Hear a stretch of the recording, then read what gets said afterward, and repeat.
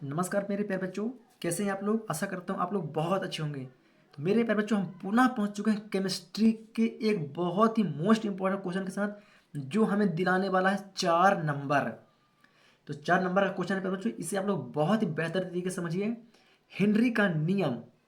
Henry का नियम क्या होता है, इसके प्रभावित बनने करने वाले कारक को समझाते हुए इसके अनुप्रयोग को बताइए, है ना। इसके अनुप्रयोग को बताइए, या इसकी अनुप्रयोग की जगह क्या बोल देते हैं कभी पर, इसकी सीमाओं को बताइए। क्या, इसकी सीमाओं को बताइए। तो चलिए इस क्वेश्चन को हम बहुत ही बेहतर तरीके से समझेंगे कि हेनरी का नियम क्या होता है। मेरे प्यारे बच्चों, इस हेनरी के नियम को भी आप लोग very very very most important question में ऐड कर लीजिए, है ना। क्योंकि ये आप लोग को दिलाने वाला है 4 नंबर प्रॉपर तरीके से। इसे तो हम समझेंगे बहुत ही बेहतर तरीके से। तो हेनरी का नियम क्या होता है बच्चों, थोड़ा सा एक डायग्राम बना लेता हूँ छोटा सा। आप लोग को डायग्राम नहीं बनाना है, बस सिर्फ मैं आप लोग को समझाने के लिए बात कर रहा हूँ, है ना। तो देखिए यहाँ पर मान लेते हैं क्या है हमारा एक एक मान लेते हैं हमारे का एक हमारा पात्र। क्या ये एक हमारे ये पात्र है।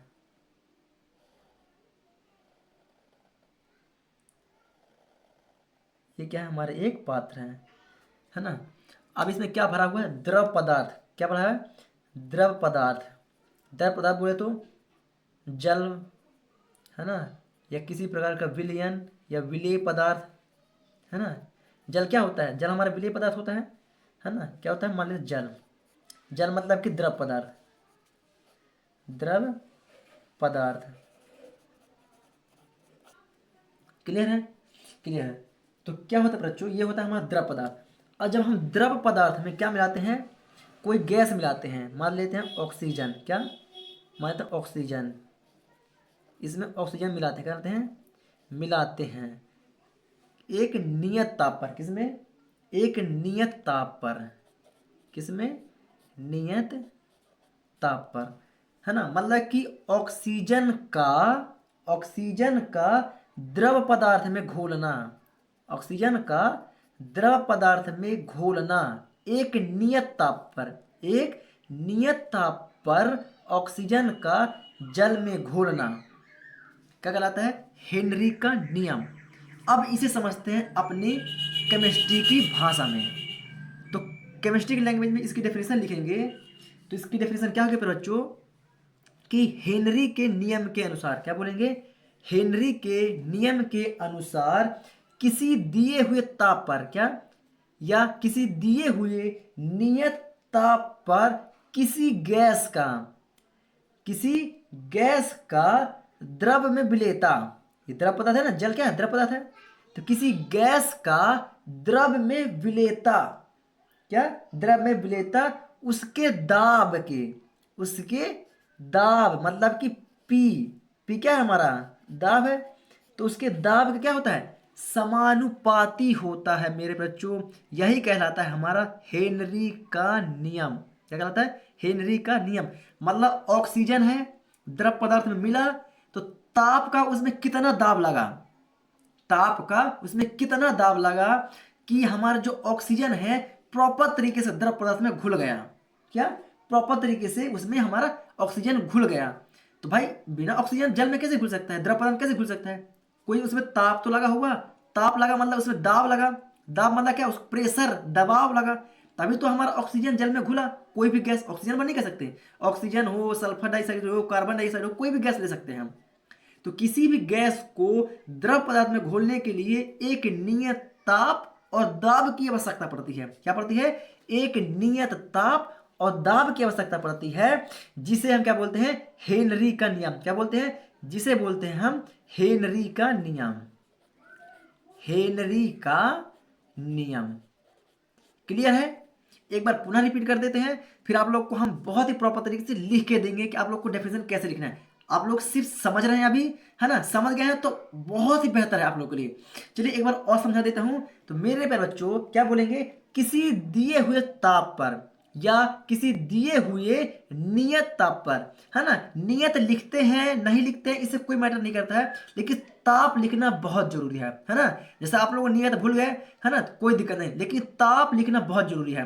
तो क्या बोलेंगे, किसी दिए हुए नियत ताप या किसी दिए हुए ताप पर किसी गैस की द्रव में विलेयता उसके दाब के द्रव में विलेयता उसके दाब के समानुपाती होता है। मेरे प्यारे बच्चों, वही कहलाता है हमारा हेनरी का नियम, है ना। गैस में द्रव की विलेयता, क्या गैस में द्रव की विलेयता मतलब गैस की मात्रा क्या होती है, मान लेते हैं एम, है ना। गैस की मात्रा मान लेते हैं एम, और द्रव के समानुपाती पी क्या होती है, समानुपाती। मतलब गैस की मात्रा उसके दाब क्या होती है, समानुपाती होती है। क्या होती है, समानुपाती होती है। उसी को बोल देते हैं हम हेनरी का नियम। क्या बोलते हैं बच्चों, उसी को बोल देते हैं हम हेनरी का नियम। क्लियर है आप लोग को, समझ में आया तो वीडियो को लाइक कर दे, और चैनल पर है तो चैनल को सब्सक्राइब करके बेल आइकन को भी दबा लें, है ना।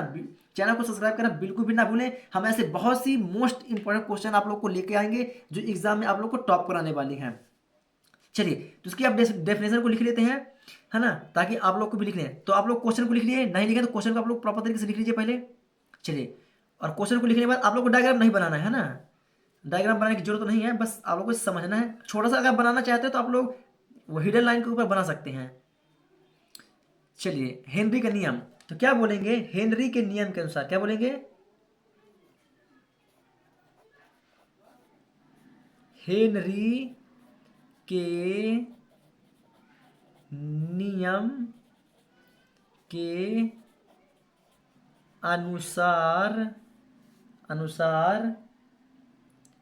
अनुसार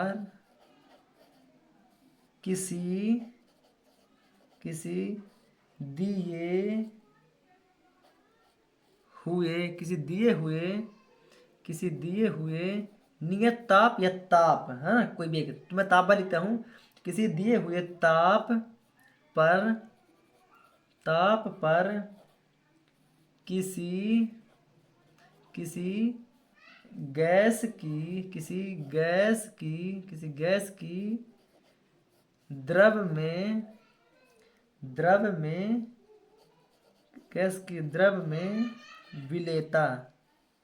में विलेयता उसके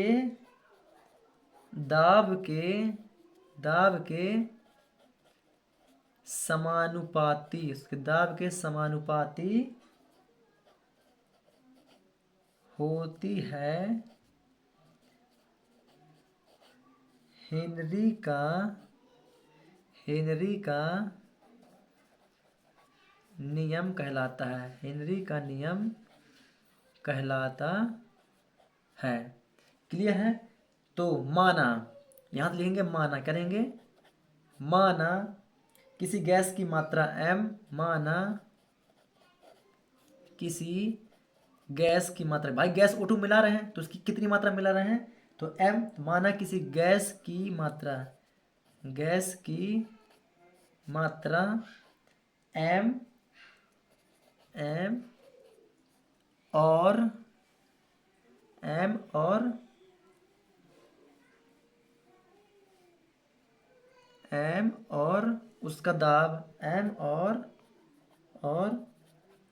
उसका दाब P है। माना किसी गैस की मात्रा m और उसका दाब P है, तो हेनरी के नियम से, तो हेनरी का नियम क्या कहता है, गैस की मात्रा m समानुपाती दाब के, यही तो बोलता है ना, यही बोलता है। अब समानुपाती चिन्ह हटेगा तो क्या लगता है, नीतांक लगता है ना, क्या लगता है, नीतांक लगता है। तो चलिए, कौन सा नीतांक हमारा लग रहा है, तो यहाँ पर हमने m बराबर चिन्ह लगा, नीतांक हटा, तो KH लगता है, small k capital H P। जहाँ बता देते हैं, क्या बताते हैं, जहाँ आप लोग प्रॉपर तरीके से वीडियो को रोक के लिखते रहिएगा ना, इसकी डेफिनेशन लिख लीजिए आप लोग, है ना, आप लोग वीडियो को रोक के लिखते रहिएगा, है ना। चलिए, तो जहाँ ये KH है, क्या नीतांक है, तो क्या बोलेंगे, जहाँ KH बराबर क्या है, नियतांक है जिसे हेनरी, जैसे हेनरी स्थिरांक, जिसे हेनरी स्थिरांक कहते हैं, जिसे हेनरी स्थिरांक कहते हैं। कोई दिक्कत? कोई दिक्कत नहीं है, कोई दिक्कत यहाँ तक? कोई दिक्कत नहीं। तो यहाँ पर बता देंगे, आप लोग वीडियो को रोक के प्रॉपर लिखते रहिएगा, है ना। तो यहाँ पर हम क्या बताते हैं बच्चों, ये जो एम, एम क्या है? गैस की मात्रा। तो एम बराबर किसकी मात्रा? गैस की मात्रा, गैस की मात्रा। के एच क्या है? नियतांक है। तो के एच बराबर, के एच बराबर क्या है हमारा? नियतांक। क्या है? नियतांक। और पी क्या है हमारा? दाब। क्लियर? यहाँ तक आप लोगों ने लिख लिया। चलिए आप लोग यहाँ तक स्क्रीनशॉट लीजिए फटाक से। अब बात करते हैं इसके प्रभावित करने वाले कारक। क्या? प्रभावित करने वाले कारक। तो यहाँ पर हेडिंग डालेंगे प्रभावित करने वाले कारक। प्रभावित करने वाले कारक। चलिए इसकी बात करें प्रभावित करने वाले कारक की। चलिए तो प्रभावित करने वाले कारक में हमारा पहला कारक होता है बच्चों, है ना। पहला कारक क्या होगा हमारा? पहला कारक होगा हमारा ताप का प्रभाव। क्या होगा? ताप का प्रभाव। पहला हेडिंग लेंगे ताप का प्रभाव, क्योंकि इसमें तो हम क्या ले रहे हैं? ताप है, दाब है, गैस है, तीन चीज तो ही है। तो सबसे पहले हम क्या लेते हैं? ताप का प्रभाव। तो बस एक मिनट, है ना, पेज ज्वाइंट कर रहे हैं थोड़ा सा यहाँ पर। यहाँ पर लिख रहे हैं ताप का प्रभाव। पहला हेडिंग होगा हमारा ताप का प्रभाव। चलिए ताप का प्रभाव। अब ताप का प्रभाव कैसे पड़ता है बच्चों? तो किसी गैस में, क्या? किसी गैस में यदि हम तापमान को बढ़ाते हैं, क्या? किसी गैस में यदि हम तापमान को बढ़ाते हैं तो उस गैस की द्रव में विलेयता क्या होती है? घटती है। किसी गैस का तापमान बढ़ाए तो गैस की द्रव में विलेयता, मतलब जो जो द्रव में हमारा गैस मिलती है वो क्या नहीं मिल पाती, अच्छे से नहीं मिल पाती है, घट जाती है। उसकी विलेयता मतलब मिलने की जो क्षमता होती है वो कम हो जाती है। और यदि गैस का ताप कम करें, मतलब एक नियत रखें, नियत तापमान, मतलब कि टेम्परेचर न ज़्यादा हो न कम हो, तो उस तापमान क्या होता है? गैस की विलेयता क्या होती है? बढ़ती है। क्या होती है? गैस की विलेयता बढ़ती है। तो चलिए इसे मैं लिख देता हूं ताकि आप लोग भी प्रॉपर तरीके से इसे कर पाएं, है ना। तो क्या बोलेंगे? किसी गैस का तापमान बढ़ाते हैं तो क्या? किसी गैस का तापमान बढ़ाते हैं तो है ना, बढ़ाते हैं तो उस गैस की, तो उस गैस की द्रव में विलेयता, गैस की द्रव में विलेयता, द्रव में विलेयता घटती है। द्रव में विलेयता घटती है। क्या होती है? द्रव में विलेयता घटती है। क्या है बच्चों? द्रव में विलेयता क्या होती है?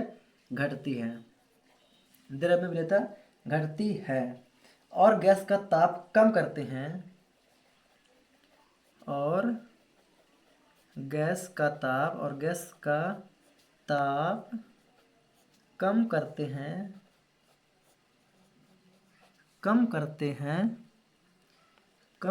हैं, तो क्या होता है?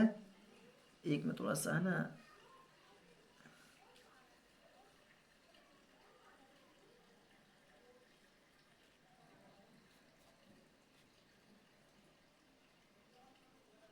घटती है और गैस का ताप कम करते हैं, गैस का ताप कम करते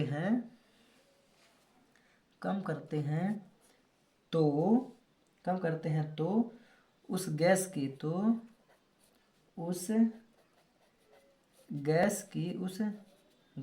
की विलेयता, बढ़ती है। उस गैस की विलेयता बढ़ती है। क्लियर है? चलिए आप लोग इसका फटाक से स्क्रीनशॉट कर लीजिए, है ना इसका। क्लियर है? जब अगर किसी गैस का तापमान बढ़ाते हैं, क्या अगर हम तापमान बढ़ाएं तो उसकी द्रव्य की विलेयता क्या होती है, घटती है। मतलब तापमान बढ़ता है तो द्रव्य की विलेयता घटती है, और तापमान कम होता है तो द्रव्य की विलेयता बढ़ती है। मतलब ताप बढ़ा तो विलेयता घटा, और ताप कम हुआ तो विलेयता बढ़े। क्लियर है? समझ गया बात को? चलिए इसको आप लोग स्क्रीनशॉट कर लीजिए फटाक से, ये वीडियो को रोक कर लिख लीजिए। अब दूसरा बात करते हैं दाब का प्रभाव। अभी तो ताप का प्रभाव था, अब बात करते हैं इसके दाब का प्रभाव। किसमें? दाब का प्रभाव। हमारा दूसरा टॉपिक होगा दाब का प्रभाव। चलिए यहाँ पर हाइड डाल देते हैं दाब का प्रभाव। दाब का प्रभाव। चलिए दाब का प्रभाव, तो किसी गैस का दाब बढ़ाते हैं तो क्या होता है, उसकी द्रव में विलेयता बढ़ती है। स्वाभाविक सी बात है, जितना दाब डालेंगे तो क्या होगा, विलेयता बढ़ेगी, है ना। तो यहाँ पर क्या है, किसी गैस का किसी गैस का दाब बढ़ाते हैं, दाब बढ़ाते हैं तो बढ़ाते हैं तो उसकी द्रव में विलेयता उसकी द्रव में विलेयता द्रव में विलेयता द्रव में विलेयता बढ़ती है। क्या है? बढ़ती है। द्रव में विलेयता बढ़ती है, और गैस का दाब और गैस का दाब और गैस का दाब घटाते हैं तो विलेयता तो उसकी विलेयता तो उसकी विलेयता यहाँ पर क्या लिखा है, विलेयता लिखा है। चलिए तो उसकी विलेयता क्या होती है, घटती है। तो उसकी विलेयता घटती है। क्लियर है? मतलब गैस का दाब बढ़ाएंगे तो द्रव में विलेयता बढ़ेगी। मतलब दाब बढ़ेगा तो द्रव की विलेयता बढ़ेगी, और दाब कम होगा, क्या दाब अगर कम होगा तो उसकी विलेयता घटेगी। ये दाब के ऊपर डिपेंड करता है कि कितना आप लोग दाब दोगे तो उसकी विलेयता बढ़ेगी, और अगर दाब को कम करोगे तो उसकी विलेयता घट जाएगी। क्लियर है? इसको भी आप लोग वीडियो को रोके प्रॉपर तरीके से लिख लीजिए। चलिए लिख लिया आप लोग। अब तीसरा टॉपिक आता है हमारा गैस की प्रकृति। क्या आता है? गैस की प्रकृति। गैस की प्रकृति। चलिए तो नेक्स्ट क्या है हमारा, गैस की प्रकृति। क्या है? गैस की प्रकृति। क्या है? गैस की प्रकृति। तो मेरे प्यारे बच्चों, गैस की प्रकृति क्या होगी, सरलता से द्रवित होने वाली गैस। भाई स्वाभाविक सी बात है, जो गैस बहुत सरलता से द्रवित हो जाएगी, क्या कोई भी गैस अगर सरलता से द्रवित हो जाएगी,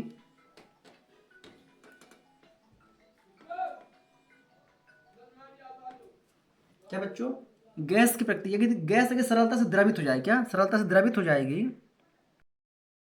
चलिए तो हमने अभी क्या बताया कि यदि कोई भी गैस सरलता से द्रवित हो जाएगी, क्या सरलता से द्रवित मतलब सरलता से जो घुल जाएगी, या सरलता से जो द्रवित होने वाली गैस होगी तो वो बहुत जल्दी घुलेगी, है ना। मतलब कि जो गैस है द्रवित सरलता से हो जाएगी, और जो कठिन से होगी तो जल्दी नहीं घुलेगी।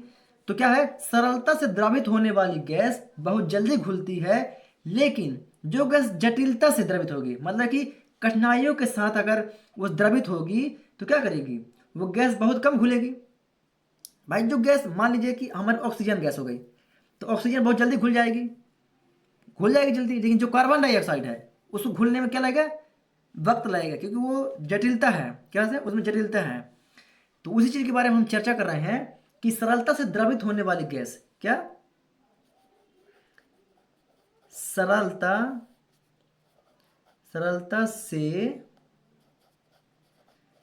सरलता से द्रवित द्रवित होने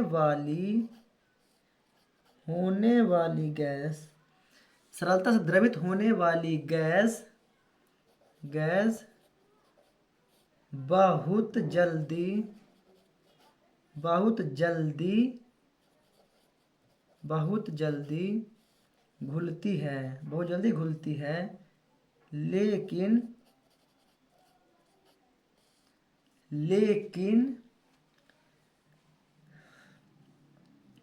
जटिलता से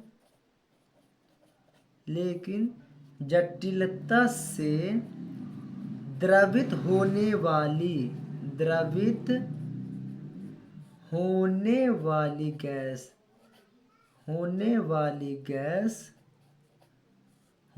गैस बहुत कम घुलती है, बहुत कम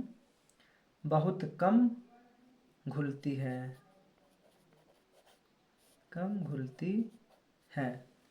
जैसे कि मैंने अभी बताया आप लोग को, कार्बन डाइऑक्साइड जल्दी नहीं घुलती है ना। उसी प्रकार हमारी जो अमोनिया गैस होती है वो कहते हैं बहुत जल्दी घुल जाती है।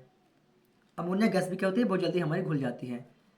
तो यहाँ उदाहरण के तौर पर बता देंगे, उदाहरण के तौर पर अमोनिया NH3 CO2 की अपेक्षा CO2 की अपेक्षा ज़्यादा घुलती है। क्लियर? कोई दिक्कत? कोई भी दिक्कत आप लोग को नहीं होगी। चलिए, वीडियो लंबी हो रही है ना, इसमें फटाफट पढ़ लेते हैं इसकी अनुप्रयोग या इसकी सीमाएं। चलिए, तो आप लोग इसका स्क्रीनशॉट लीजिए, फटाक से ले लिए। अब बात करते हैं इसके अनुप्रयोग, है ना। हेडिंग लेते हैं अनुप्रयोग की।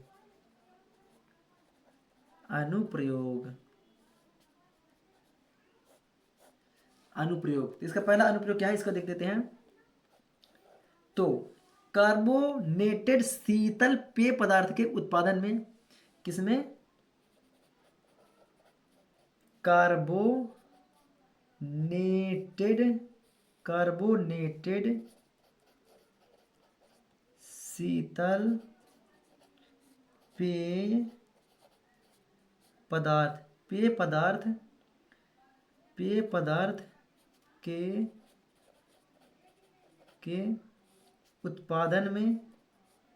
उत्पादन में कोई दिक्कत? कार्बोनेटेड शीतल पेय पदार्थ के उत्पादन में। और दूसरा, यहाँ से ले लेता हूँ, दूसरा गहरे समुद्र में सांस लेने में, किसमें? गहरे समुद्र में सांस लेने में मतलब कि जो पनडुब्बी होते हैं, क्या होते हैं? गोताखोर, जिसको बोलते हैं अपनी भाषा में गोताखोर, है ना। गहरे समुद्र में जो लोग तैरते हैं तो उनके जो अंदर क्या होते हैं, सिलेंडर का बॉक्स होता है, तो उस सिलेंडर के अंदर जो गैस भरी होती है ना, तो इन सब की मिक्सिंग गैस भरी होती है, तो उसी में सांस लेने के लिए करते हैं, इसका उपयोग करते हैं। और तीसरा क्या होगा हमारा? अधिक ऊंचाई पर सांस लेने में कठिनाई होने पर, हवाई जहाज में, है जिसको सांस की प्रॉब्लम होती है ना, जिसको सांस की प्रॉब्लम होती है तो वो ये वाली गैस का उपयोग करता है। तो क्या बोलेंगे? अधिक ऊंचाई पर सांस लेने में कठिनाई होने पर मतलब जिसको अधिक ऊंचाई में सांस लेने में कठिनाई होती है ना, उसके लिए क्या होता है कि हमारा इसका उपयोग किया जाता है। अमोनिया ऑक्सीजन के मिश्रित गैस का उपयोग सांस लेने में किया जाता है। तो क्लियर है? आशा करता हूँ आप लोग बहुत ही बेहतर तरीके से इसे भी समझ पाए होंगे। वीडियो पसंद आई तो वीडियो को शेयर करें, चैनल पर नए हैं तो चैनल को सब्सक्राइब करके बेल आइकन को दबा लें और वीडियो को ज़्यादा से ज़्यादा शेयर कर दें। ऐसे ही एक न्यू इंपॉर्टेंट टॉपिक को लेकर बहुत जल्द पहुंचूंगा, है ना। तब तक के लिए जय हिंद।